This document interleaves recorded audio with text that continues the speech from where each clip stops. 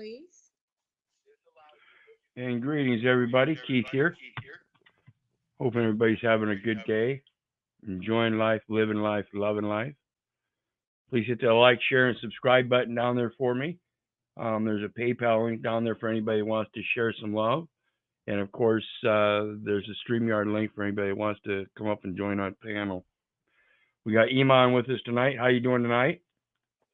All is well, brother. All is well. Good, good. I see we have some mischief going on. Yeah, the babies, the babies are trying to keep me entertained. There we go. They'll do that, won't they? Definitely, most definitely. All right. We're going to continue on with Socratic logic in part number 5 here. Last night we started out with number 15 on page 15 as it relates to the teaching sections and how this book can be put together or used to put together a instruction or lesson class. And we started out with it's interactive, talking about we remember general principles only by particular experiences in applying them. Now this relates back to the part where it spoke about we actually use logic and reason within our life inherently without even realizing it because it's interactive. And it says a suggestion for teachers, instead of lecturing on the text, which would probably be only rehashing it, let it teach itself, but leave plenty of time for student questions on it. And this is why it's important for me, as somebody putting this information out, in getting responses from other people that are viewing the material. I need your input. That's why I put the link down there for people to join the channel so we can have commentary on the topic as we go over it. A suggested class format. First, discuss all student questions about pages that were assigned, including exercises. Like I said, this actually has exercises in it. 2, then a short quiz, weekly or even daily. Then go over the correct answers to the quiz so students can immediately learn from their mistakes. 4, then introduce the next assignment. See, and that's the difference between what I do here on this platform here. I'm not actually making any assignments or anything, but at the same time, I'm telling you, don't believe me.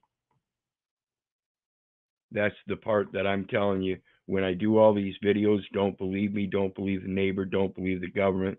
For crying out loud, don't believe your mother. Do your research so you know. That's the importance of all things about our observances, is it doesn't take somebody else to teach us. So I say I can explain it to you, but I can't comprehend it for you. That part is really on yourself, and that's the thing that we're having problems with because of this public education system, again, in my opinion, that it's indoctrinating people rather than teaching us how to have our own thoughts.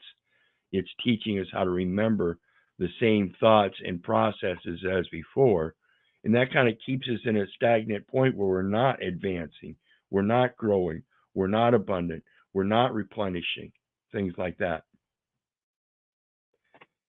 Goes on to say, one more suggestion: if there are not enough questions and only small number of students, require at least 2 written questions from each student at the very beginning of each class for you to answer or have other students answer.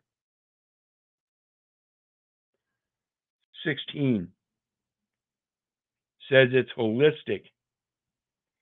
It emphasizes the whole picture, the structure, the outline of the whole logic. It repeatedly situates each topic within 3 acts of the mind. Overview of the course, so that the student has a sense of where everything fits and does not feel lost. In other words, like I said before, each chapter is broken up into sections, and it does that specifically so you can concentrate on each section, make that a lesson with the question, and then the next section a lesson with the question, depending on your teaching style. 17, it's classroom tested.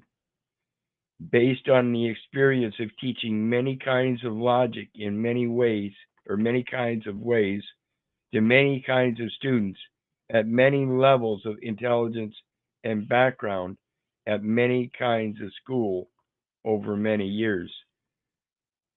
I wish that was so. I wish it was more so than it states anyway, because I don't remember any of this kind of stuff being taught in school. None. Then we get on to section 3. You got anything to say before we get on to section 3, Iman, about how we can make this a part of our life, as this here tells us we can use it to teach and educate others? I'm listening carefully. It sounds like you're on track so far, my brother.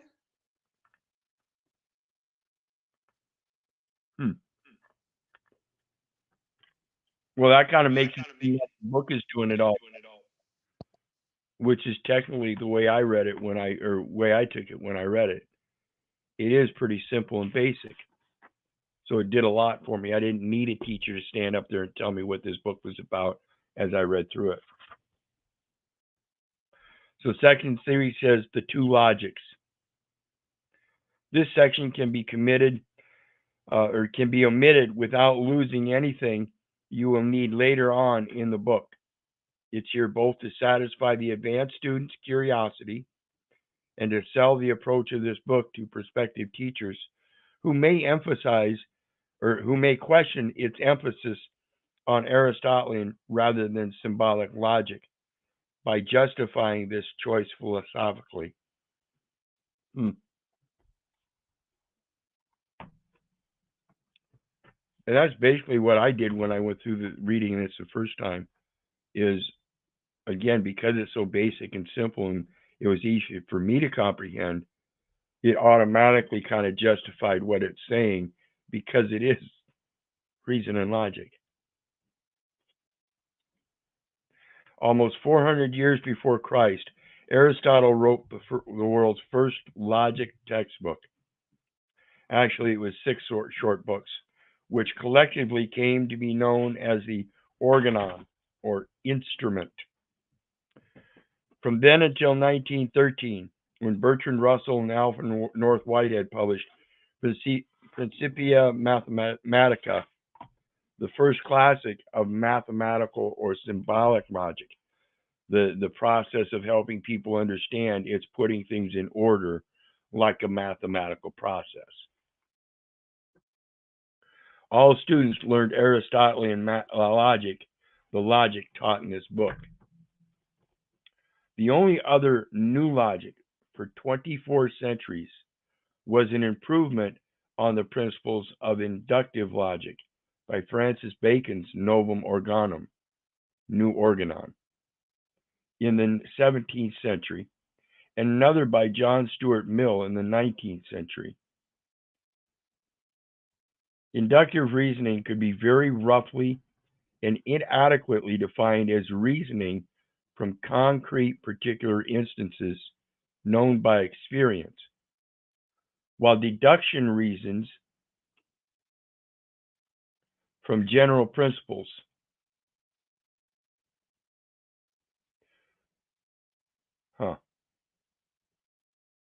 Inductive reasoning could be very roughly and inadequately defined as reasoning from concrete particular instances known by experience, while deduction reasons from general principles. So you have to have, for an inductive reasoning, you have your own private experiences that somebody else could have very similar private experiences, but somehow have different, profoundly different effects in how they observe the rest of their life. Going back to the thing about sometimes bad occurrences in life can do good. And again, that's because of your own inductive reasoning, aside from reductive reasoning, which is general. That's it's deducive that you see a mama bear with two baby bears. It's general principles that you're gonna already inherently know to stay away from them. Okay. There's a personal interaction when it comes to inductive reasoning. Socrates, Plato, and Aristotle are mortal. Therefore, probably all men are mortal. This is the inductive reasoning.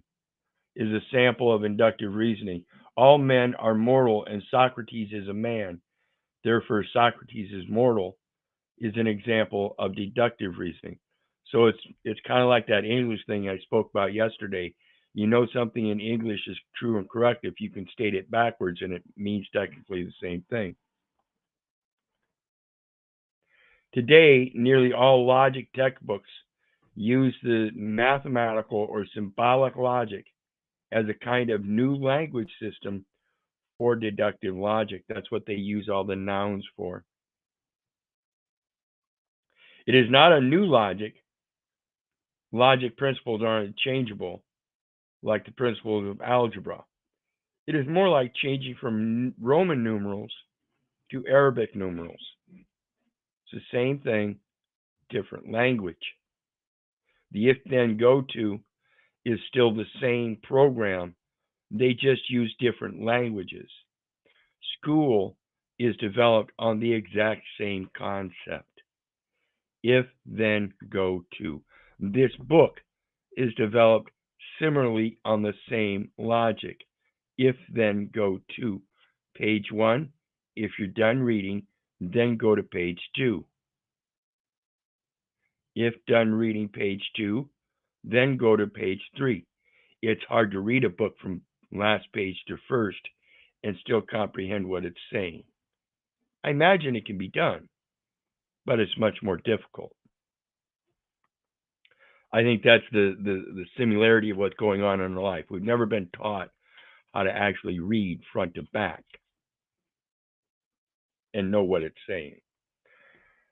One, the first and most important thing, there are at least three reasons for this change. The first and most important one is that new logic really is superior to the old in efficiency for expressing many long and complex arguments, as our Arabic numerals are to Roman numerals, or digital computer to analog computer, or writing in shorthand to writing in longhand. However, longhand is superior to shorthand in other ways. Example, it has more beauty and elegance. It's like I said about the English language.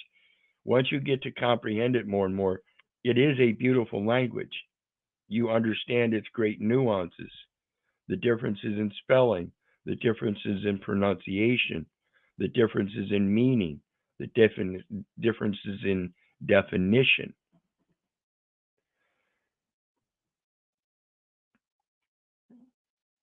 It has more beauty and elegance. It is intelligible to more people, and it gives a more personal touch. That is why most people prefer longhand most of the time, as most beginners prefer simpler computers or even pens. It is somewhat similar in logic. Most people argue in longhand. Example, ordinary language. Aristotelian logic stays close to ordinary language. This is why Aristotelian logic is more practical for beginners. So it's like I said yesterday and several other times, I think it's important that people learn how to develop their own philosophies by studying the different philosophical ideas throughout history, so they can get a good discernment of what applies in their life. Again, just like I say with this research that I do, Don't believe me? Do your research so you know what it is and can discern for yourself whether it applies to you in your life.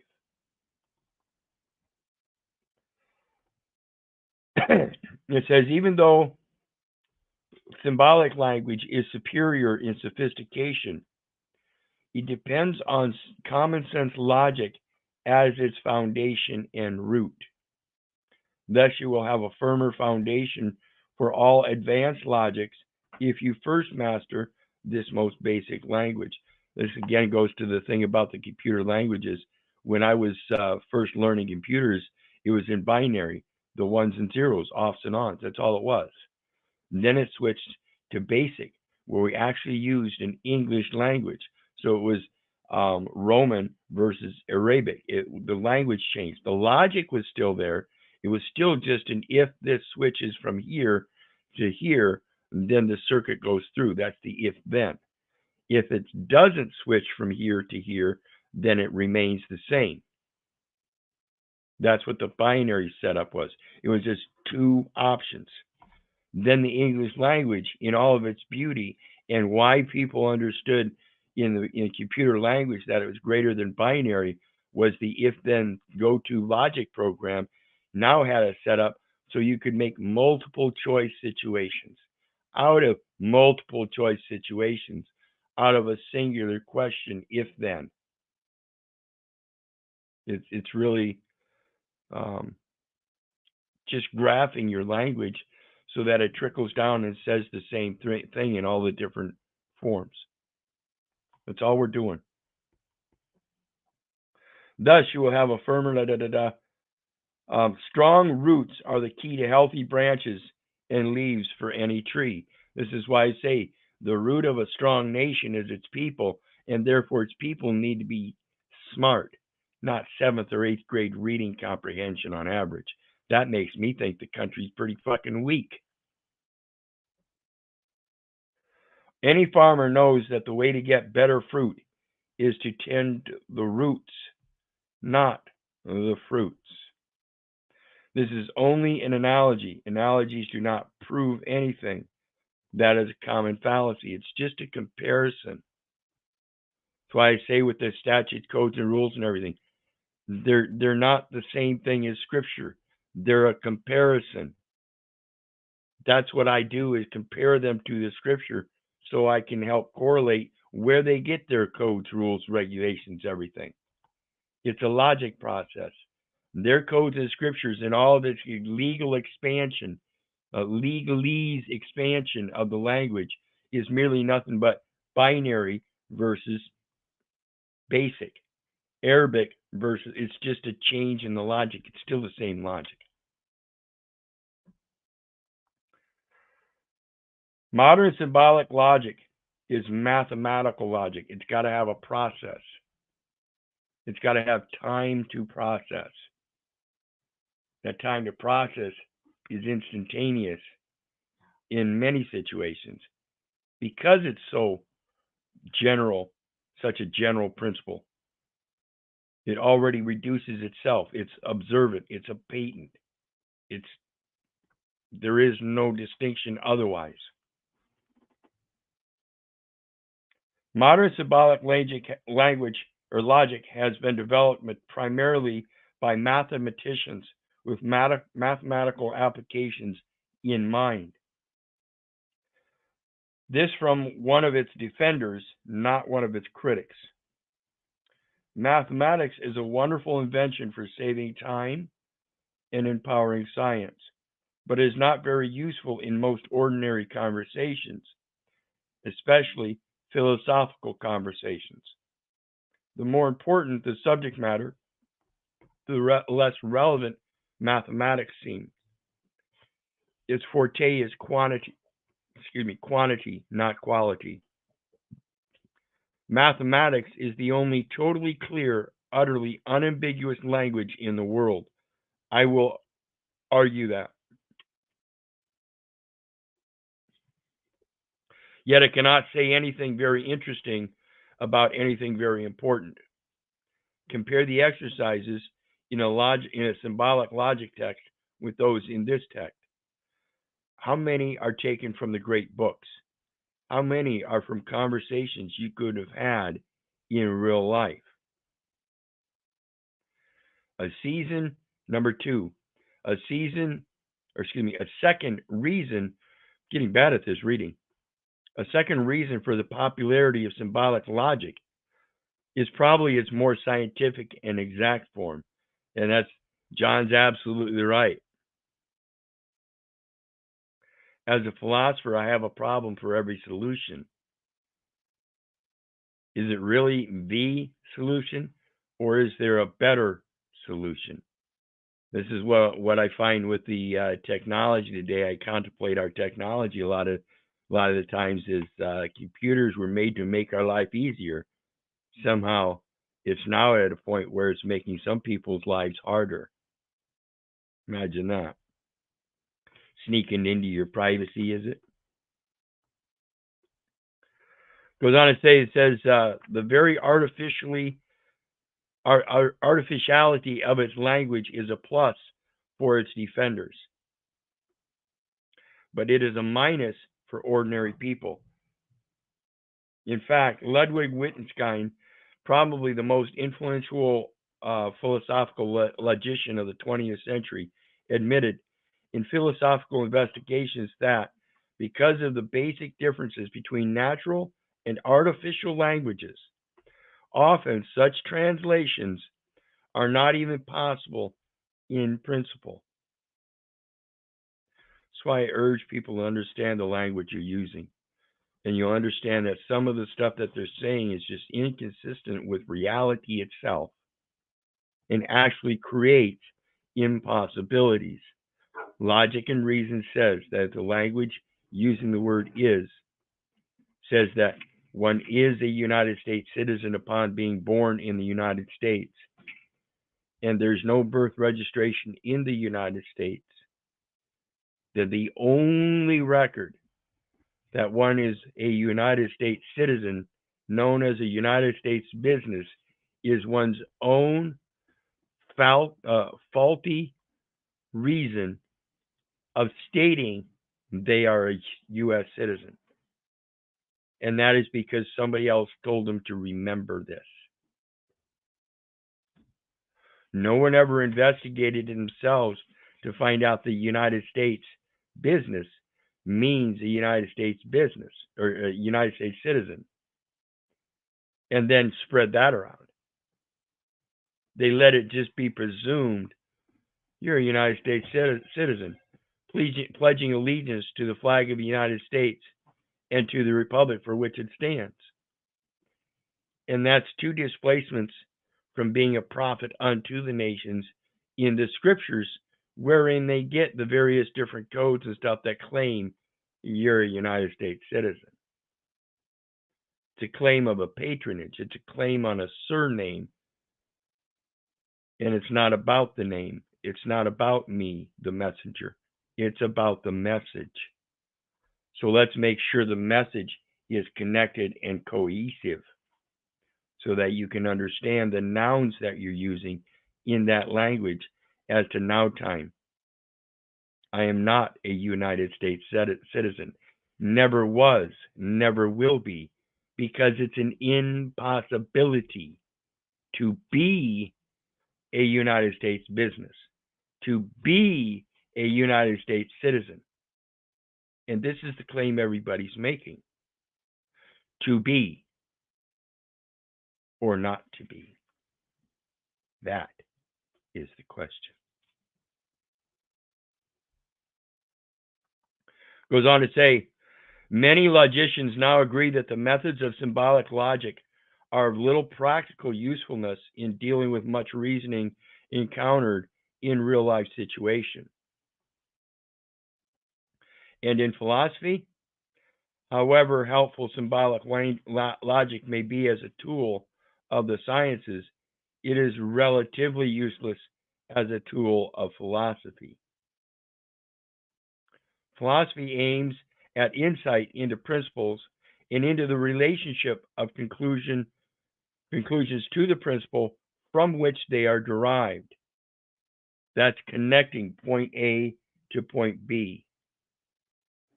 First, you have point A. Then what happened? Point B. That's logic. You don't need philosophy for that. And it doesn't influence philosophy. Merely knowing that is a patent observance that there are things that have to occur first before other things. What is done is what ought be done. There is nothing new under the sun. 3. But there is a third reason for the popularity of symbolic logic among philosophers, which is more substantial, for it involves a very important difference in philosophical belief. The old Aristotelian logic was often scorned by 20th century philosophers because it rests on two commonsensical but unfashionable philosophical presuppositions. The technical names for them are epistemological realism. This is where we talk about epistemology and studying the roots of knowledge, which is what is real. That's where we get our knowledge from. And metaphysical realism, which is what we deduce or conclude at the end of our deductions and interactions and practical use to have effect. Like I said earlier, two people can go through two life experiences that are quite similar to the same and have profoundly different effects. And therefore, philosophically, it might mean something different, but the logic itself remains the same. So it's not that it causes any philosophical changes. It's just that there's something different in somebody's philosophy. These two positions were held by the vast majority of all philosophers for over 2,000 years, roughly from Socrates to the 18th century, and are still held by most ordinary people today, since they seem so commonsensical. But they were not held by many of the influential philosophers of the past 3 centuries. This is where we see the current modern times in its Babylonian advancements of languages trying to skew logic and reason. And again, that's something that really can't be done. Those that use logic and reason automatically and are observant of it are the ones generally like myself, I believe. Again, just my opinion, and maybe I'm tooting my own horn, but I've been screaming, "You ain't my daddy," all my life. I knew something didn't add up, was not logical for an adult person to take me, a minor child, away from my adult persons. In my little mind, that has never made logical sense, ever.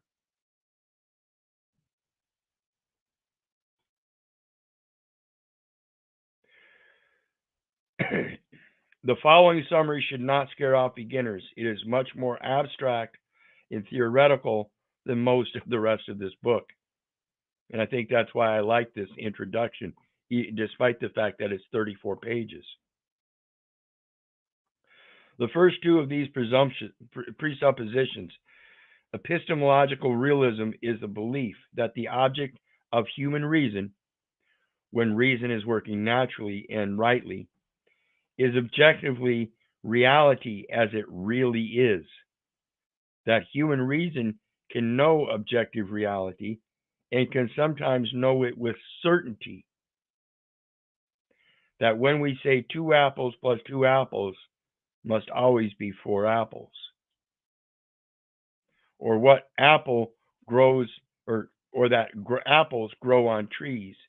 We are saying something true about the universe, not just about how we think or about how we choose to use symbols and words. This is the problem with today's gender euphoria in all these 594 different genders. That's all it is people using false logic and reason to put forth their philosophies of putting something into the universe that isn't true by choosing to use their words and symbols differently. Just because you use those words differently and create new words does not change the logic. It only changes the outward view being given or being expressed of somebody that changed their philosophies, their philosophical content, their philosophical views. In insanity, of course, is in my opinion. Today, many philosophers are skeptical of this belief and call it naive, largely because of two 18th century Enlightenment philosophers, Hume and Kant. Hume inherited from his predecessor Locke the fatal assumption that immediate object of human knowledge is our own ideas rather than objective reality. And we can't have our thoughts being projected as objective reality. And that's the problem with our belief system and not being able to clarify what our belief is from our observances. We're putting forth our thoughts as if though that's definite. That's the problem. When other people see somebody trying to clarify something as definite that the other person knows inherently is not definite, that's an argument. That's why the ad hominems work so well when triggering people. They will pipe right up and start talking about that ad hominem and not even recognize the true concept of the conversation yet. That's why it's important to learn how to communicate with each other and stay away from the ad hominems and stick to the subject matter. Locke naively assumed that we could know that these ideas corresponded to objective reality, somewhat like photographs. But it's difficult to see how we can be sure any photograph accurately corresponds to the real object of which it is a photograph if the only things we can ever know directly are photographs and not the real object. In other words, I could tell you all I wanted to about a companion of mine that has long blonde hair, blue eyes, 5'6", 110 pounds, something like that, that would give you an idea, and I could show you some photograph. But nobody could actually objectively see that as being real without being delusional unless she was right here with me. Me showing you a photograph is not real. Me communicating to you on this internet specifically still is not necessarily real. We have to realize. Go ahead, sister. It brings me to I had two incidents that happened at two different times in my life. My baby brother, he was murdered, and when we got the call, we had to go in our flesh, living body to identify the body, correct? And then when my companion was murdered, they did not allow us to view the body. They brought a image, a photo and likeness and said, well, can you identify the body? So like you said, a photo is just that. It's just an image and a likeness of the real thing, but not. I yield. Yep, and that's the same thing with words. Whether they're oral, oral, verbal, orally, verbally interactive, or literal written down on paper somewhere, they are, in fact, even though they're tangible in the sense of being a writing, or they can actually have some kind of physical effect, the words themselves are still fiction. They don't become real unless they actually manifest in action. And in that same thing, you can take actions that were manifest and express them orally. And even though the actions that were manifest were real, your expression of them are a fiction.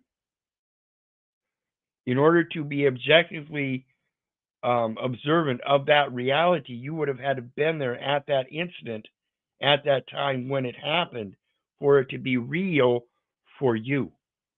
I'm not over in Gaza. I can see it's real. I can tell it's real, but it's not real to me, if that makes sense. Goes on to say, oh, go ahead, sister. And that's Keith. I like, the way you present a lot of your content because, as I remembered in my studies, when I was going to school to be a teacher or educator, our instructor always said, tell them what you're going to tell them. Next, tell them. And next, tell them what you told them. I'm glad you pointed that out. It goes back to that thing with your experience about death. It doesn't become real until it's real. So again, all of this stuff that I do on here, the research and everything, and talking about my experiences are real to me, and I can express them as real. But I also comprehend you can't take them as real for yourself, and this is why I tell you, do your research so you know. Part of that research is your firsthand experience. Without that, what can you actually discern as being real for yourself? Sitting here watching a bunch of shit on a video tube doesn't matter how real you want it. It will never be real. You have to get over it. So it goes on to say,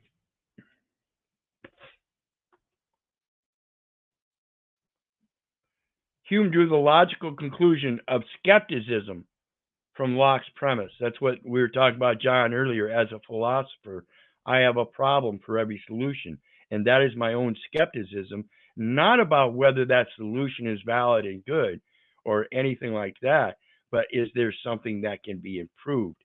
Now that we've gotten to this point in this objective reality, as far as that situation, whatever situation it is, if it happens again, if through that logic program A leads to B and B leads to C, and somehow it leads back around to A, B, C, D, E, all and becomes a loop. What can we do next time to either escape that loop or to make an improvement if we're not meant to be in that loop? A lot of people don't think about that. They're so consumed with the now time rewards. They have no patience to wait around and see results of their own manifestations as they practice them. They think everything should just come to them. Once he limited the objects of knowledge to our own ideas, Hume then distinguished two kinds of propositions expressing these ideas, what he called matters of fact and relations of ideas. This is what I call our observances in our first-hand experiences, and then our expressions, whether they be oral, verbal, literal, or whatever, physical. What Hume called relations of ideas are essentially what Kant later called analytical propositions, and what logicians now call tautologies, propositions that are true by definition, true only because their predicate merely repeats all or part of their subject. In other words, trees are trees, but that tree is a certain kind of tree. So I can tell you there's a tree out in the front yard, and I can even show you a picture of it. But it's not the same tree you just had in your mind. Unicorns are not unicorns, or unmarried men are men. These are things that are relatively true no matter how you look at them, no matter how you see it or express it to other people. Yeah, unmarried men are still men. What Hume called matters of fact are essentially what Kant called synthetic propositions. In other words, you can take an experience and then pose an effect. Because of your experience, you found out you got chocolate in my peanut butter. No, you got peanut butter on my chocolate. Come to find out, doesn't matter how it happened, it tastes fucking good. So the proposition is, if we take a little bit of peanut butter and mix it with a little bit of chocolate, I think you're going to like it. But then again, as a philosopher, I have a problem with every solution. What if you're allergic to peanuts? You know, same kind of thing. Logic and reason is actually a warning system, in a sense. If something's not following the mathematical symbolic language or format, something should tell you, hey, something's wrong.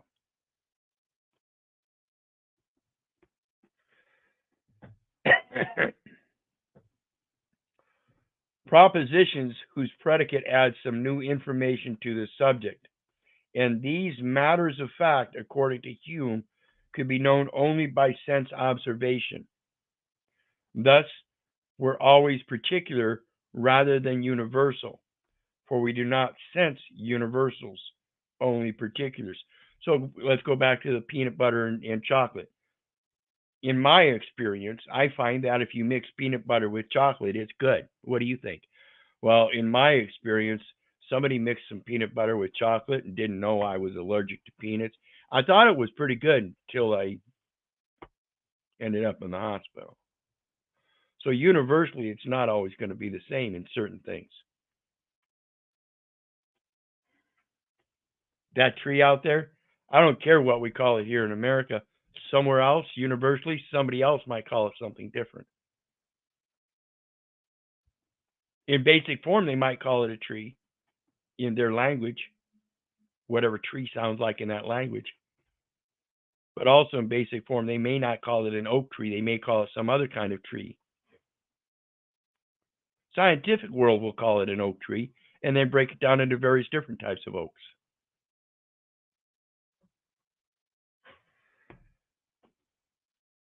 Common sense says that we can be certain of some universal truths, like all men are mortal, and therefore Socrates is mortal because he was a man. But according to Hume, we cannot be certain of universal truths like all men are mortal, because the only way we can come to know them is by generalizing them from particular sense experiences. This is why people have a problem with eternal life as it speaks in the scripture, as well as other books that we see where supposedly people lived hundreds of years.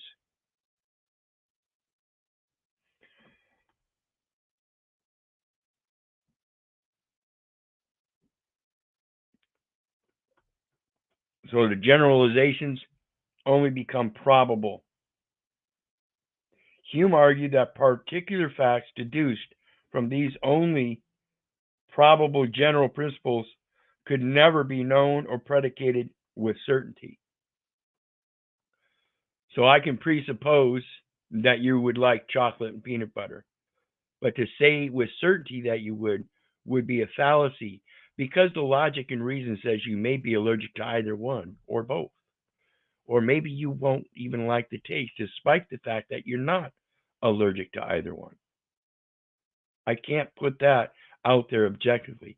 All I can put out is my subjective presupposition that you would like it, because I liked it tremendously. So I think you would like it at least a little bit. You want to try it?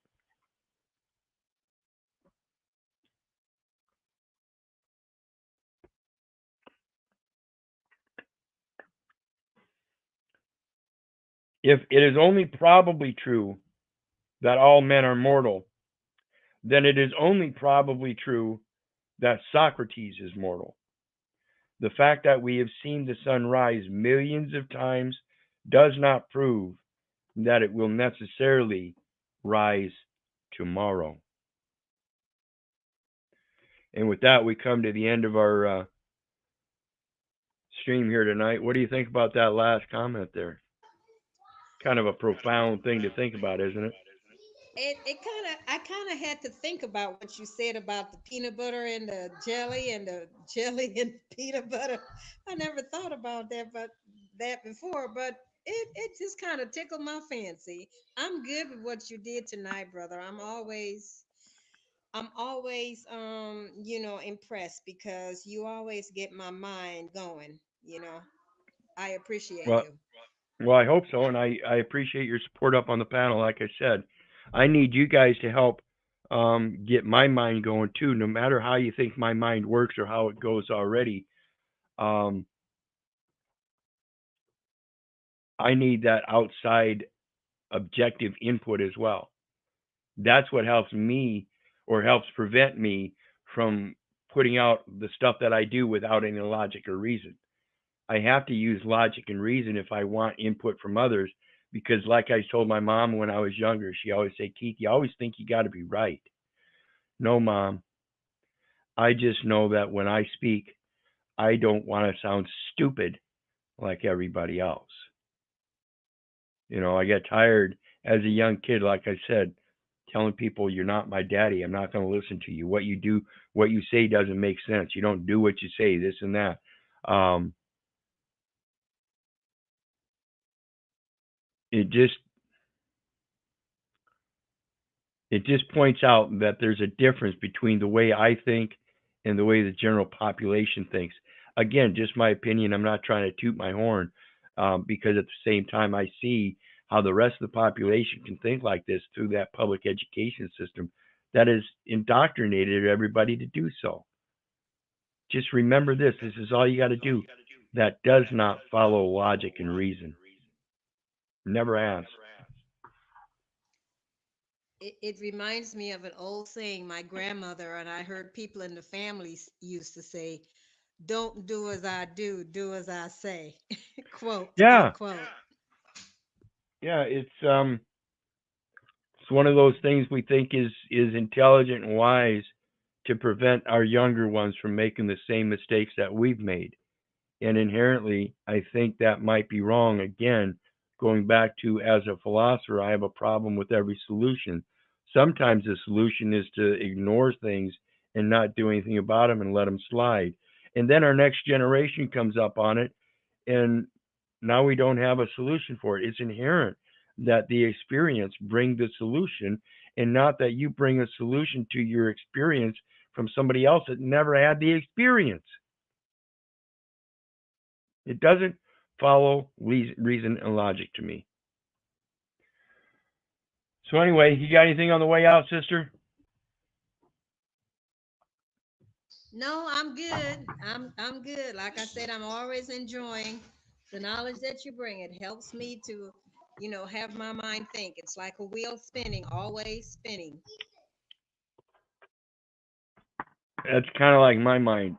It never stops. It never stops. So with that, guys, we are at the end of our stream for tonight. And you know me, I love you, but I don't give a rat's ass whether you love me back. And that's to say, I don't care if you hate me. I don't care if you don't respect me. That's on you. So may God bless you and have a good night. Bye now.